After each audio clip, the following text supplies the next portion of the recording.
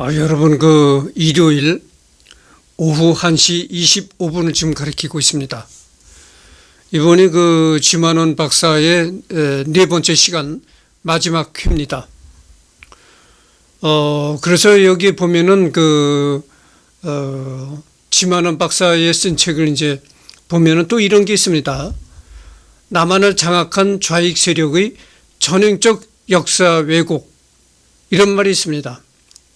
그러니까 이제 이미 대한민국은 좌익이 장악하고 있다, 이런 얘기인데, 그 대한민국을 장악한 좌익이 이제 역사 왜곡을 하고 있다, 이런 얘기입니다. 그래서 봅시다. 무슨 얘기를 이 지만원 박사가 여기서 하고 있는지 리딩을 해보도록 하겠습니다. 남한을 장악한 좌익 세력의 전형적 역사 왜곡, 남한 공산자들의 신조, 역사를 지배하는 자가 국가를 지배한다. 조선 역사는 당파 싸움의 연속이었고 오로지 권력 정치를 위한 모함과 모략으로 채워진 민망한 역사다. 노론이 지배할 때는 노론이 역사를 썼고 소론이 지배하던 시대에는 소론이 역사를 썼다.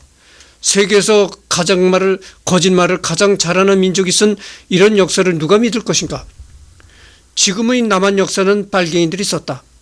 더군다나 조선인 중에서도 가장 저질인 빨갱이가 쓴 역사를 누가 믿을 것인가? 빨갱이는 김일성 샤머니즘에 빠진 상종 못할 종족이다. 지금의 우리 역사는 이런 종족이 쓴 것이고 순진한 국민들은 감쪽같이 속은 것이다. 내가 전번 회에도 내가 얘기했지만 이 지만원 박사는 이 빨갱이란 용어를 많이 씁니다. 너무 많이 빨갱이란 용어를 남발해서 참 이 듣는 사람이 역겨울 정도로 이렇게 빨갱이란 말을 많이 씁니다. 그런데 여기서도 이렇게 빨갱이란 말을 많이 쓰고 있습니다. 어쨌든 간에 지금의 대한민국은 빨갱이들이 대한민국을 점령했다, 이런 건 너무 과장된 얘기인 것 같고, 어쨌든 간에 대한민국은 지금 좌경화되어 있는 것이 많습니다. 그리고 우리 대한민국 곳곳에 이 좌파들이, 대한민국 곳곳에 이 좌파들이 진을 치고 있는 것만은 사실이죠. 이 좌파와 이 공산주의가 반드시 이 동급이다, 이럴 수는 없습니다. 지만원 박사는 좌파를 곧 빨갱이로 이렇게 그런 식으로 말을 하거든요.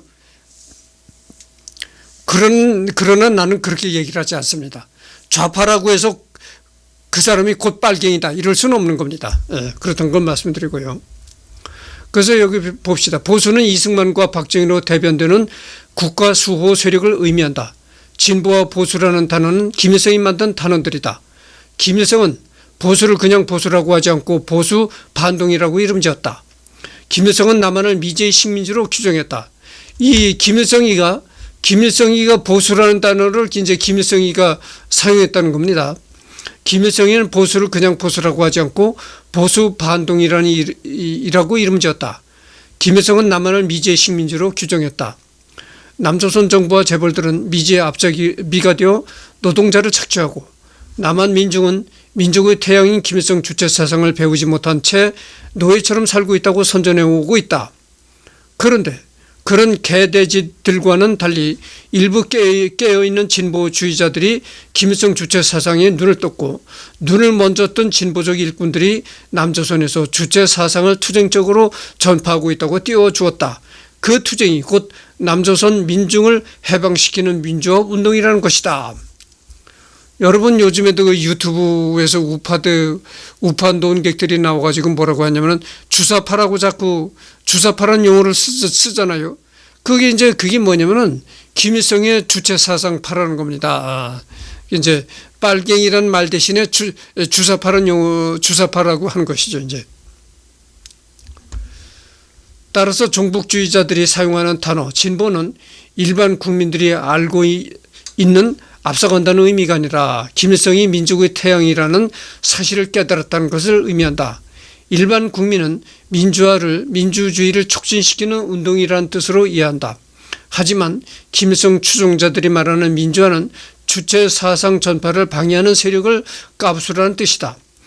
남조선 인민들이 행복해지려면 그들의 행복을 가로막고 있는 미제와 파시오 정부와 자본가들을 처단하는 투쟁을 벌여야 한다는 것이다. 이거는 이제 지만원 박사의 말이 맞습니다. 이 같은 단어를 가지고도 북한 김일성 정권이 북한의 이 김일성이가 해석하는 거하고 남한의 이 대한민국이 해석하는 거하고 달랐습니다. 그러니까 같은 단어를 놓고도 다른 뜻을 해석한다고 그러죠. 내가 한 가지 얘기를 하겠습니다. 북한이 독재국가잖아요. 그러면 대한민국은 민주국가다 이러잖아요. 근데 이 민주라는 단어를, 민주주의라는 단어를 북한도 사용합니다. 북한이 국호가 뭡니까? 민주주의, 북조선 민주주의 인민공화국이잖아요. 조선민주주의 인민공화국이라는 명칭이 걔네들이 사용하는 이제 공식 명칭이죠. 공식적인 국가 명칭이 조선민주주의 인민공화국이단 말이죠. 그럼 그 사람들도 민주주의라는 용어로 사용하는 거예요. 우리도 민주주의라는 용어로 사용하는 겁니다. 그 사람들도 공화국이라는 용어를 사용하고 우리 대한민국도 대한민국은 민주공화국이다. 이 공화국이라는 말을 사용하는 겁니다. 근데 그렇게 똑같은 언어를 사용하지만 그 단어를 해석하는 해석이 달라져요. 그러니까 우리가 얘기하는 민주주의와 북한이 얘기하는 민주주의는 그 뜻이 다른 겁니다. 그렇다는 걸 생각해야 돼요. 그래서 남조선 인민들이 행복해지려면 대한민국 국민들이 행복해지려면 미제와 남조선 정부의 자본가들을 처단해야 그래야 행복해질 수 있다는 겁니다. 그리고 남조선 국민들은 남조선이라는 건 이제 대한민국을 가리킨 말이죠. 대한민국 국민들은 불행하다. 왜 불행하느냐? 대한민국 국민들이 행복하게 되려면은 우선 미제를 내쫓고 자본가를 처단해야 된다. 그래야 행복의 길로 갈 수 있다. 이렇게 얘기한다는 겁니다. 사실이죠. 북한은 그렇게 얘기를 합니다. 언어를 선점하는 것은 빨갱이들의 생리적 전략이다. 반국가 세력인 빨갱이는 자기들을 진보 세력이라고 선전했고 국가를 전복하기 위한 폭력투쟁을 민주화 운동이라 선전해온 것이다. 여기에 언론이 동참했다. 독서와 사색이 없는 일반 국민들이 언론에 현혹되어 속아온 것이다. 해방 이후의 남한 역사는 구소련과 북한이 주도하는 대남 공작 역사였고 끝없는 폭동의 연속이었다. 이를 가장 극적으로 설명한 사람은 북조선의 대좌 출신 거물간첩 김용규일 것이다. 1951년 3월 서울중학교 2학년이었던 그는 패주하는 북한군에 잡혀갔다. 노동당 대남 공작부 부부장을 지내면서, 부부장이라는 건 여기로 말하면 이제 차관급이라고 할 수 있다고 합니다. 김일성으로부터 영웅 칭호와 1급 금별 메달, 그리고 3차례에 걸쳐 국기 훈장을 받았다. 1976년 9월 3인족 간첩단으로 난파되는 순간 동행 간첩 2명을 사살하고 귀순했다. 우리에게 널리 알려진 김일성 비밀 교시는 그가 제보해준 내용들이고 이 교시는 예언서처럼 지금 현재 사실로 속속 나타나고 있다. 종교계를 장악하라. 머리 좋은 학생들은 데모 내보내지 말고 판검사시키라. 김용규는 10년 동안 남한에서 압력했다. 그 내용이 그에 있어서 대남 공작 비와 소리 없는 전쟁에서 정리되어 있다. 아래의 일부를 소개한다. 이 종교계를 장악해라 하는 그 교시를 당시 이제 김일성이가 그 간첩으로 내려왔던 김용규에게 이제 지침을 내린 것이라는 것이죠. 종교계를 장악해라. 그 요즘에 전광훈 목사가 기독교계를 이제 자유우파로 이끌겠다는 그런 그 운동을 벌이고 있는데, 하여튼 뭐 그렇습니다. 그건 뭐 그렇다고 보고, 근데 이게 종교계를 장악한다는 것은 이게 쉬운 일이 아닐 거라고는 봅니다. 왜 쉬운 일이 아니라고 보느냐면은, 이 기독교 사상과 공산주의는 같이 할 수 없는, 근본적으로 같이 할 수 없는 겁니다. 그런 문제가 있어요. 그런 문제가 있기 때문에 기독교 종교계를 장악하라? 이건 쉽지 않은 얘기입니다. 하여튼 지금 종교계가 뭐 기독교는 그렇다 하더라도 가톨릭의 가톨릭계 신부들이 대부분이 좌파 신부들이 많거든요. 그래서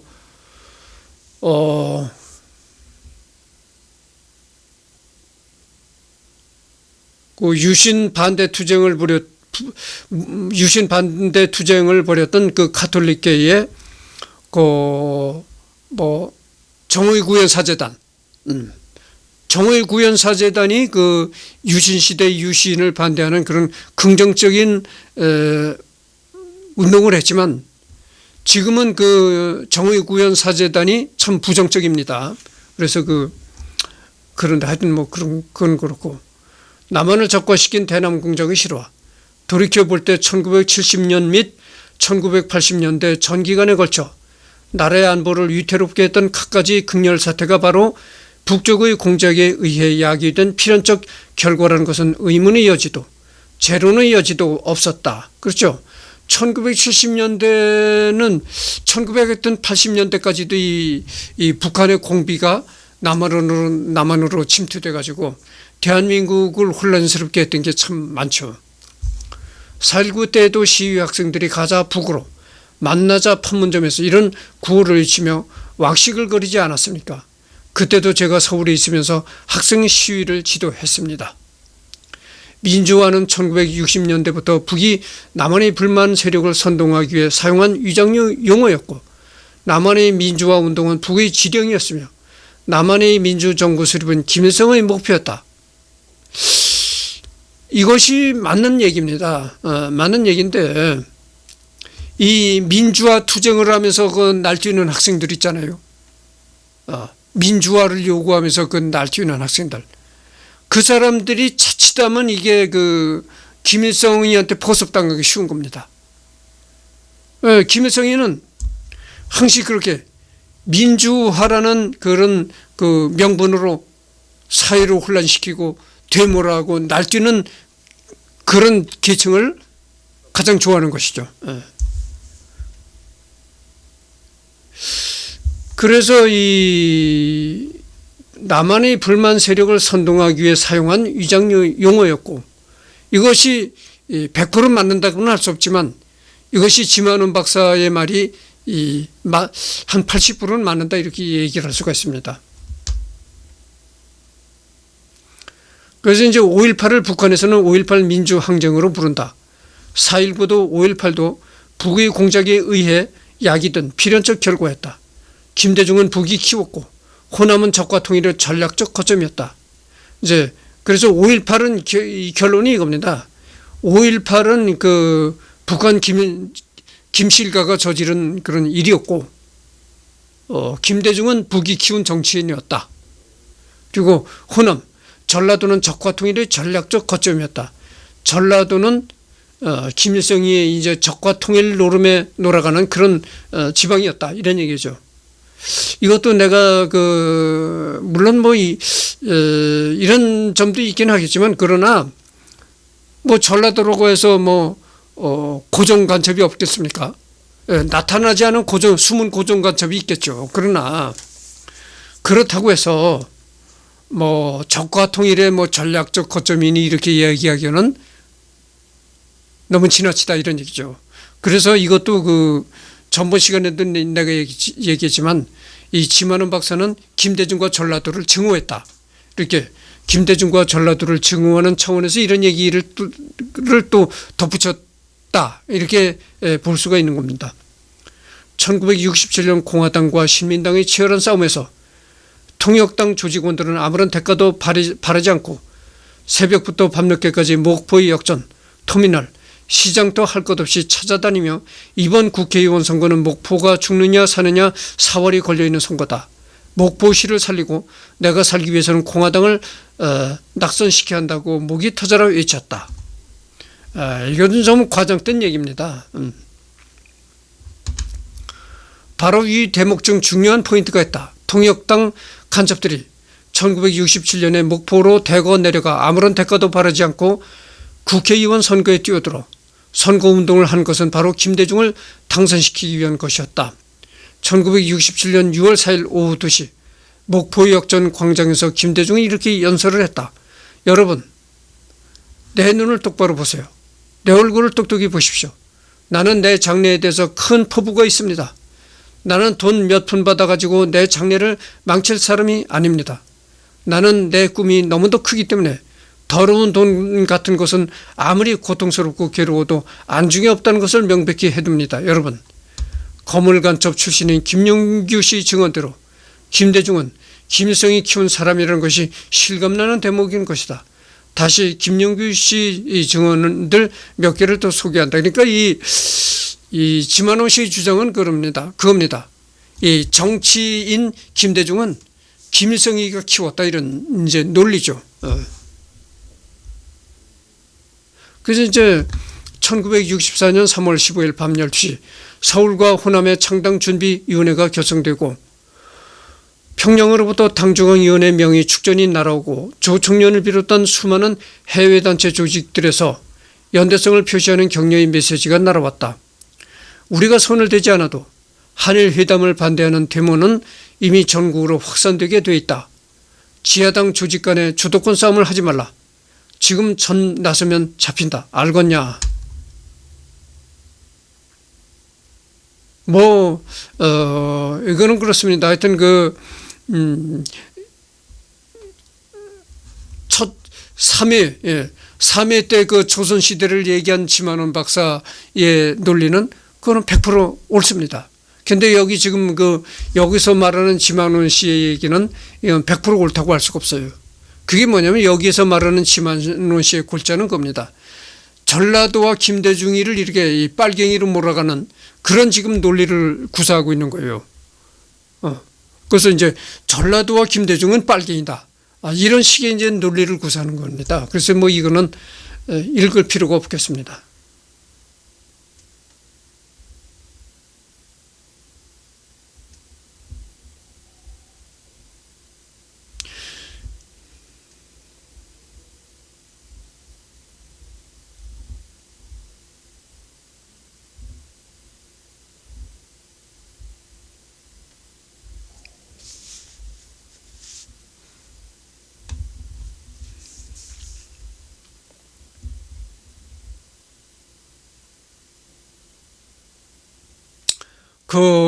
유신 시대에 동아일보가 동아일보의 광고를 못 실게 하는 그런 박정희로부터의 탄압을 받은 적이 있습니다. 이 동아일보가. 그러니까 신문사라는 게 어떻게 운영이 되겠습니까? 이 신문에다가 기업체 광고 이런 걸 내가지고 광고료를 받아서 신문사를 운영을 하거든요. 그런데 동아일보에 절대 이 광고를 못 시게 하는 탄압을 가해지다 보니까 이 동아일보가 유신 시절에 상당히 운영에 어려움을 겪었던 시기가 있었습니다. 그런 이제 그 얘기가 여기 나오는데, 특히 동아일보 광고 해약 사태는 남조선 혁명에서 새 바람을 일으킬 수 있는 절호의 기회로 지하당의 관심을 집중시켰다. 이번 사태를 어떻게 이용하느냐에 따라 중앙정보부의 치명타를 안길 수 있었다. 서빙고 아지트를 이용하여 남산 정보부를 사칭하기로 했다. 동아일보에 광고를 내는 광고주와 광고 대행업자 수십 명을 데려다 고문하고 협박하여 동아일보에 예약된 광고 모두를 취소시켰다. 당시 동아일보에 내고 있는 광고 해약하라는 신호 받았어 못 받았어 이렇게 중앙정보부를 사칭하여 음해 공작을 벌이는 사이에 1975년 새해가 밝아왔다. 수십 명의 광고주들이 고문과 협박에 못 이겨 서약서에 도장을 찍고 나갔다. 발 없는 말이 천리 간다고 동아일보 광고 해약 사태는 결국 남산 정보부의 압력으로 인한 것이라는 소문이 떠돌았다. 지하당의 음해, 모략 작전은 일대 대성공을 거두었다. 그 후 광고 해약 사태는 동아방송에도 확대됐다.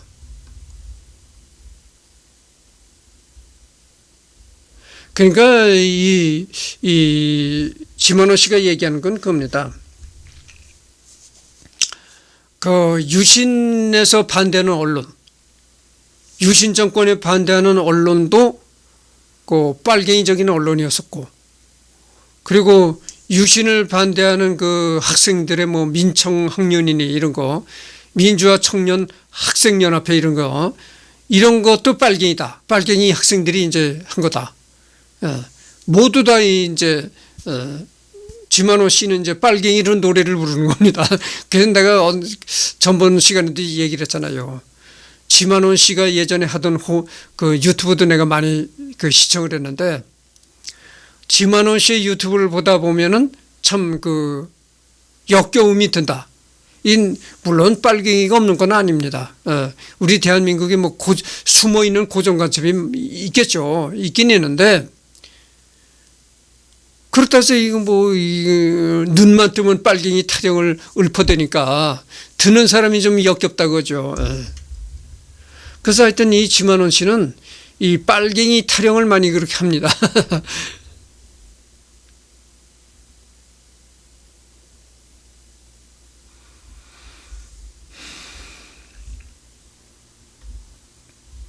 그래서 여기는 뭐 너무나 전라도와 김대중을 증오하는 그런 얘기들이 여기서 많이 나옵니다.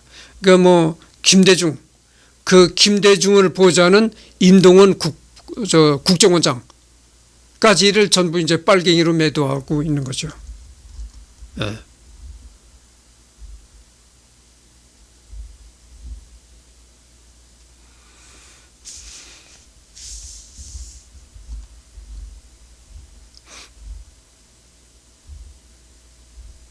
그래서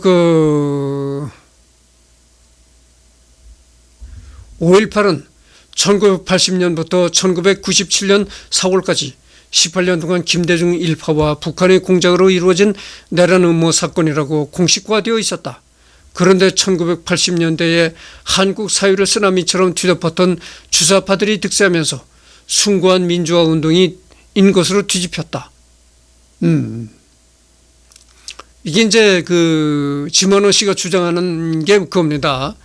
5.18은 5.18 광주 사태 말이죠. 5.18은 1980년부터 1997년 4월까지 18년 동안 김대중 일파와 북한의 공작으로 이루어진 내란 음모 사건이라고 아주 다 이렇게 공식화되어 있었다 그거죠. 그러니까 1980년대부터 1997년대까지 광주의 5.18은 김대중과 북한이 이렇게 짝짝꿍이 돼가지고 벌인 내란 음모 사건이었다. 이렇게 이제 공식적으로 인정이 돼 있었는데, 이것이 언제 뒤집혔냐면은, 언제 이것이 민주화 운동으로 뒤집혔냐면은 1980년대에 한국 사회를 뒤덮었던 주사파들이 사회 곳곳에서 이제 장악을 하고, 특히 이 주사파들이 이 사법부를 장악해서 주사파들이 이제 판사 검사를 함으로써 이 5.18은 북한과 김대중이의 짝짝꿍으로 이루어진 내란 음모 사건이 아니고 숭고한 민주화 운동으로 이제 탈바꿈했다는 것이죠. 그러니까 김대중과 북한이 짝짝꿍해서 이루어진 내란 음모 사건을 민주화 운동으로 이렇게 뒤집혀진 것은 곳곳에 처해 있는 이 빨갱이들 때문이었다. 이런 논리인 겁니다. 그러니까 사법부에 이제 두리를 틀고 있는 뭐 판사 검사들이 다 빨갱이 나부랭이었다. 그래서 이렇게 된 거다. 이런 얘기입니다.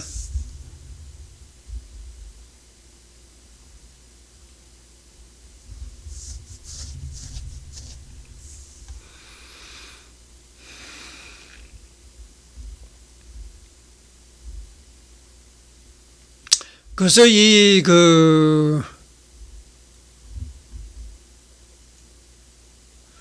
여기 나오면 또 이런 것도 나옵니다. 전두환이 공수부대에게 술과 환각제를 먹여 짐승처럼 행동하게 했다. 그러니까 술과 뭐 마약 이런 거를 전두환이가 공수부대에게 미겨가지고 아주 뭐 짐승처럼 뭐 사람 죽이는 걸까지 아무것도 아닌 것처럼 막 이렇게 들이댐벼서 광주 그 빨갱이들을 죽이겠다 이런 얘기죠. 이제 전두환이 전라도 사람 70%를 다 죽여도 좋다고 명령했다. 임신한 여자의 배를 대검으로 찔러 태아를 꺼내 임산부 얼굴에 던졌다. 참 이게 여학생들의 유방을 대검으로 도려내고 대검으로 머리 껍질을 벗겨 전봇대에 매달아 놓았다. 부녀자의 국부를 대검으로 마구 찔렀다. 환자를 구하려는 노인의 머리통을 곤봉으로 쳐서 피가 하늘로 치솟았다. 공수부대들이 호박을 찌르듯이 닥치는 대로 찔러 피가 강물처럼 흘렀다. 시체들은 살림방 트럭에 싣고 갔다. 시체들을 살림방 트럭에 싣고 갔다. 도청 앞에 갔더니 여고생을 잡아 옷을 벗기고 대검으로 유방을 도려내 새끼줄에 꿰어 나무에 매달아 놓았다. 글쎄 이게 뭐 하여튼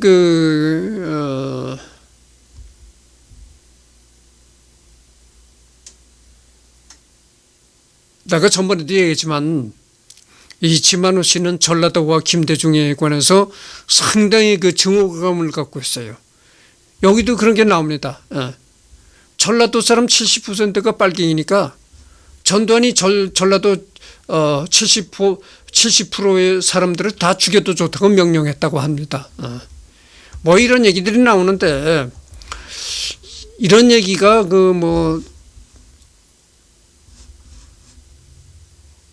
한 10%? 10% 정도의 신빙성이 있겠나 그런 겁니다. 하여튼 뭐 이거는 과장된 그러니까 그 지만원 박사의 그 전라도와 김대중이를 향한 증오심이 가득하기 때문에 그런 증오심에서 이런 그 과장된 얘기가 나왔겠지 않았겠는가 이런 얘기를 해봅니다.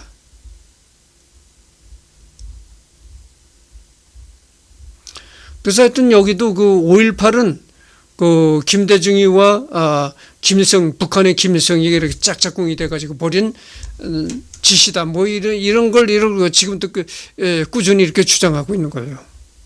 이게 다 그겁니다. 그래서 이제 이 책 내용이 이제 녹화를 시작한 지가 27분, 30분을 경과하고 있는데 이제 앞으로 이 책을 읽어봐야도 뭐 그렇습니다. 그러니까 뭐 다 읽어볼 필요는 없고 그래서 이제 이 책이 처음 조선시대부터 이 책을 이제 기술한 겁니다. 그게 뭐냐면은 조선시대는 이렇게 우리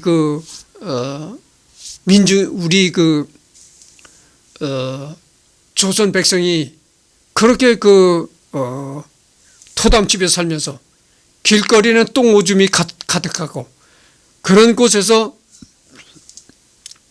참 10%가 양반이고 10%가 양반이고 90%가 상놈과 양반이었고 그런 데서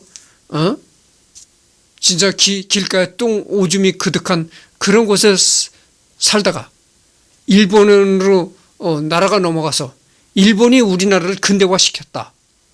그 말은 우리가 참 뼈아픈 얘기지만 사실입니다. 그건 지만호 씨 말이 맞아요. 일본이 우리나라를 점령함으로써 우리나라의 개화와 선진화가 빨리 개화 그다음에 근대화가 빨리 이렇게 이루어졌다고 볼 수가 있는 것입니다. 그거는 이거 불편한 진실이죠. 불편한 진실.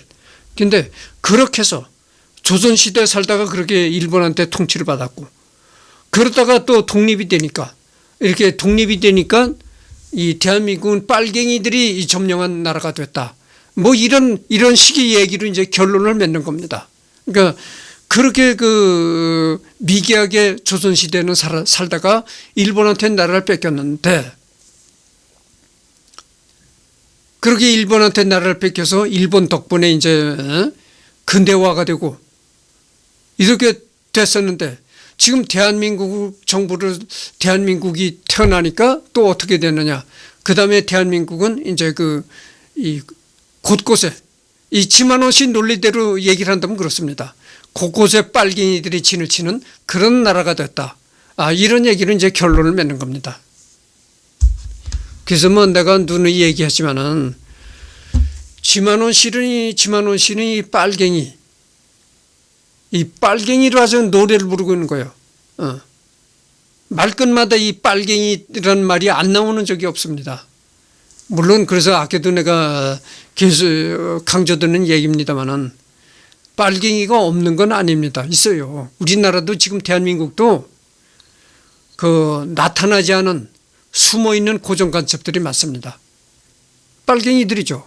그 사람들은 빨갱이들입니다. 그러나 그렇게 맨날 빨갱이로 노래를 부르는, 맨날 빨갱이 노래를 부를 정도인가, 이런 그 생각을 내가 해봅니다.